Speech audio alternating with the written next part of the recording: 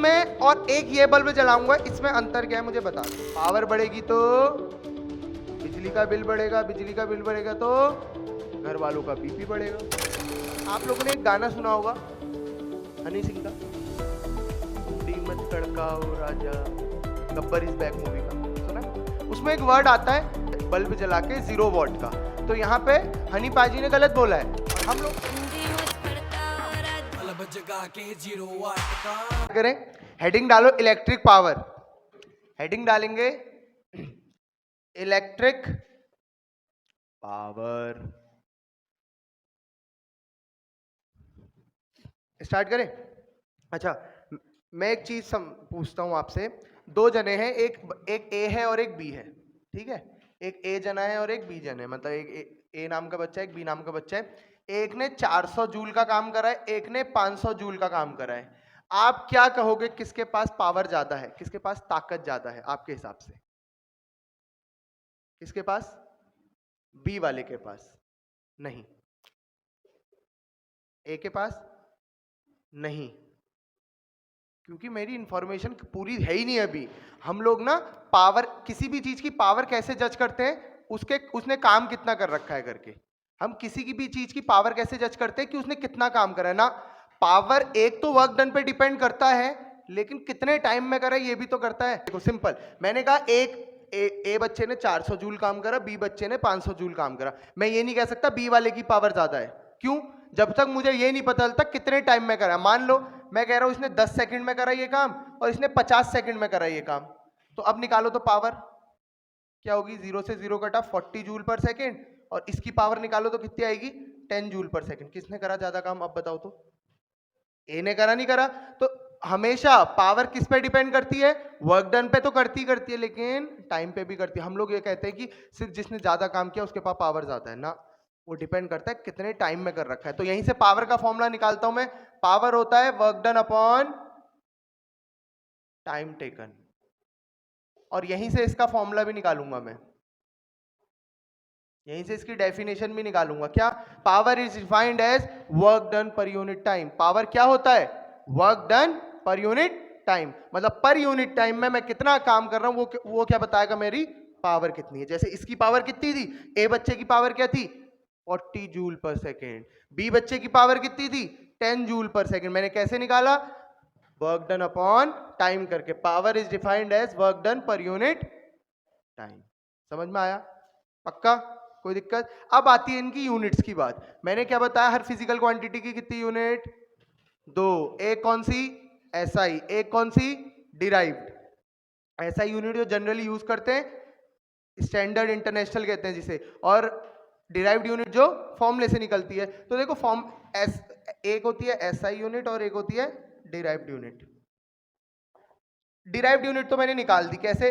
Work done की होती है जूल, टाइम की होती है सेकंड, तो डिराइव्ड यूनिट क्या हो गई, जूल पर सेकंड। एसआई यूनिट क्या होती है पावर की,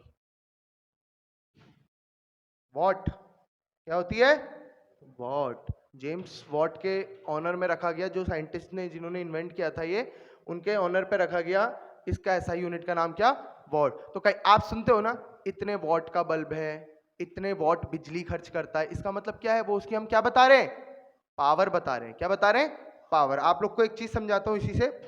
आप लोगों ने सुना होगा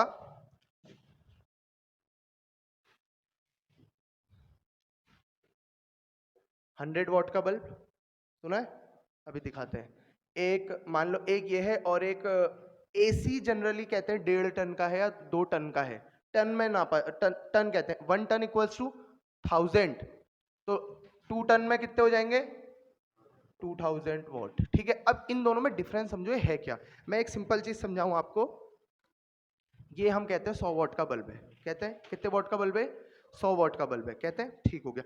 अब ये 100 वॉट का मतलब क्या है ये समझो, इस 100 वॉट का मतलब समझो। ये 100 वॉट कैसे आया है, मतलब power equals to 100 joule per second, कुछ ऐसे ही रहा होगा ये। इसका मतलब क्या है पता है, जब भी मैं कहता हूं कोई भी चीज इतने वॉट की है, मतलब जैसे बल्ब है जो मैं कह रहा हूं 100 वॉट का है, इसका मतलब क्या है, इसका मतलब है वो 100 जूल की एनर्जी खर्च कर रहा है, 100 जूल का काम कर रहा है कितने सेकंड में, 1 सेकंड में वो 100 जूल का काम कर रहा है। ऊपर क्या था, वर्क डन, तो ये क्या है, जूल में है तो क्या है, वर्क डन। तो वो 1 सेकंड में कितना काम कर रहा है, 100 जूल। 100 जूल का काम करके दे रहा है, तब जाके उसकी पावर कितनी बन रही है, 100 वॉट। अब इसकी बात आती है, ये क्या कर रहा होगा, मतलब बताओ, 2000 जूल का काम कर रहा होगा पर सेकंड में, यही तो, 1 सेकंड में वो 2000 जूल का काम कर रहा होगा। अब सबके काम अलग अलग है। इसका काम क्या है, लाइट देना, बल्ब का पावर है तो इसका काम क्या है, लाइट देना। इसका काम क्या है, रूम को ठंडा करना, एसी का। तो इसका कितना है, इसलिए इसका ज्यादा है। अच्छा, आपने देखा होगा घर वाले कहते हैं अरे एसी ज्यादा मत चलाओ, 1 घंटा 1.5 घंटा 2 घंटा चला के बंद कर दो। क्यों, अब समझे क्यों कहते हैं, क्योंकि 2000 जूल 1 सेकंड में, 1 सेकंड में इतना जूल खर्च कर रहा है वो। तो ये ज्यादा खर्च कर रहा है तो पावर बढ़ेगी, पावर बढ़ेगी तो बिजली का बिल बढ़ेगा, बिजली का बिल बढ़ेगा तो घर वालों का बीपी बढ़ेगा, बढ़ेगा नहीं बढ़ेगा, समझ में आया। तो आप सिंपल चीज समझो, जब भी कोई कहता है इतने वॉट का है, जब भी जैसे इलेक्ट्रिक हीटर होते हैं वो उनका वो होता है 1000 वॉट। कितना होता है, 1000 वॉट। इसका मतलब क्या, ये हजार जूल का वर्क डन कर रहे हैं कितने सेकंड में, 1 सेकंड में। तो जितना ज्यादा वर्क डन होगा उतनी ज्यादा पावर होगी। समझ में आया, कोई डाउट। अब आपको एक चीज दिखाते हैं,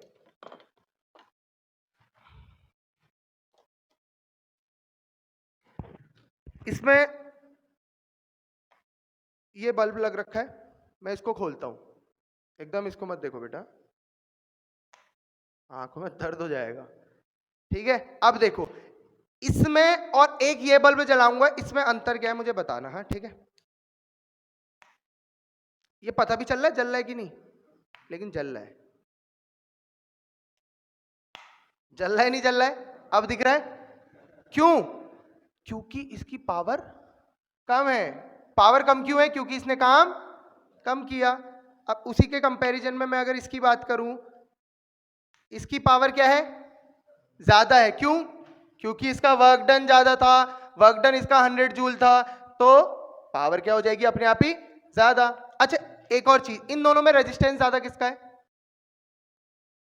बड़े वाले का छोटे वाले का, छोटे वाले का रेजिस्टेंस ज्यादा। रेजिस्टेंस ज्यादा तो करंट कम, तभी तो हल्के चल रहा है। इसका रेजिस्टेंस क्या है, कम है, तब जाके ब्राइटली चल रहा है। तो जिसकी पावर ज्यादा होगी उसका मतलब उसका रेजिस्टेंस क्या होगा, कम होगा। जिसका पावर कम होगी उसका रेजिस्टेंस, तो पावर और रेजिस्टेंस एक दूसरे के इनवर्सली प्रोपोर्शनल है, याद रखना।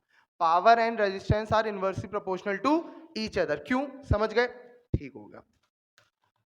ये चीज समझ में आई, यहां तक ये चीज समझ में आ गई, पक्का, कोई डाउट। अच्छा, आप लोगों ने एक गाना सुना होगा हनी सिंह का, कुंडी मत खड़काओ राजा, गब्बर इज बैक मूवी का।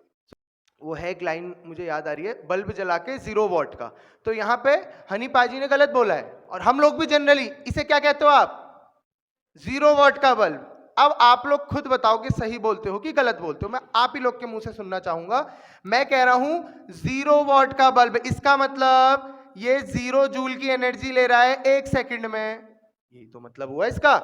अभी तक जैसे मैं कह रहा 100 वॉट है, 100 वॉट मतलब 100 जूल पर सेकंड। इस यहाँ पे 0 वॉट है, तो इसका मतलब 0 जूल की 0 जूल वर्क कर रहा है। वर्क डन इसका कितना है, 0 जूल है। ऐसा हो सकता है क्या कि ये मतलब ये मैं मतलब इसके, हम जब 0 वॉट कह देते हैं ना, इसका मतलब मैं इसको जन्म जन्मांतर तक जलाऊं मेरा बिल ही नहीं आएगा। क्यों, क्योंकि पावर ही नहीं ले रहा है, यही तो है इसका मतलब। ये 0 तो ओवरऑल वैल्यू 0, पावर 0 मतलब खर्च ही नहीं कर रहा है। यहां पे ये ज्यादा खर्च कर रहा था क्योंकि 2000 था, ये थोड़ा कम कर रहा था क्योंकि 100 था, ये बिल्कुल ही नहीं कर रहा है इसका मतलब, तो बिल आएगा ही नहीं इसका मतलब मेरा।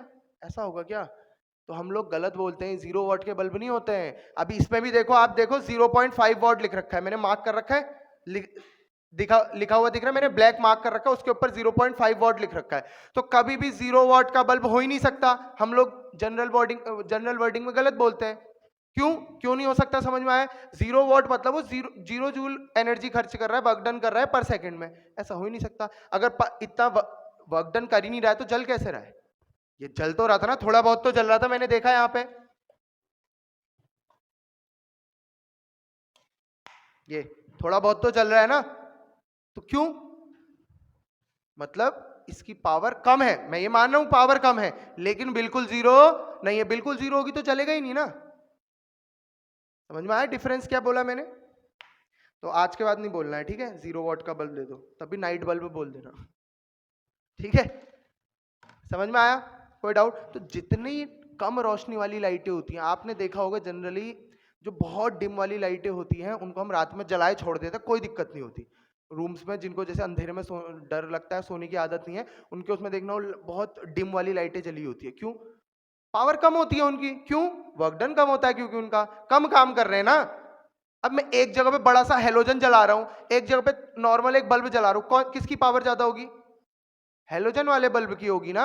आपने देखा होगा शादियों में जो बड़े बड़े फंक्शन होते हैं, कुछ भी होता है, उसमें बड़े बड़े हेलोजन्स लगे होते हैं, क्योंकि वहां पे ज्यादा काम करना है, उसने बड़े एरिया को लाइट देनी है। हमारे घर में हेलोजन का क्या काम भाई, नॉर्मल से कमरे में ये तो 7 वॉट 9 वॉट के बल्ब भी काम कर देंगे। अच्छा, हमारे घरों में रिप्लेसमेंट हुआ, पहले के टाइम पे ये वाले बल्ब चलते थे, अब किसी के घर में रेयर होगा कि किसी के घर में वाला बल्ब हो।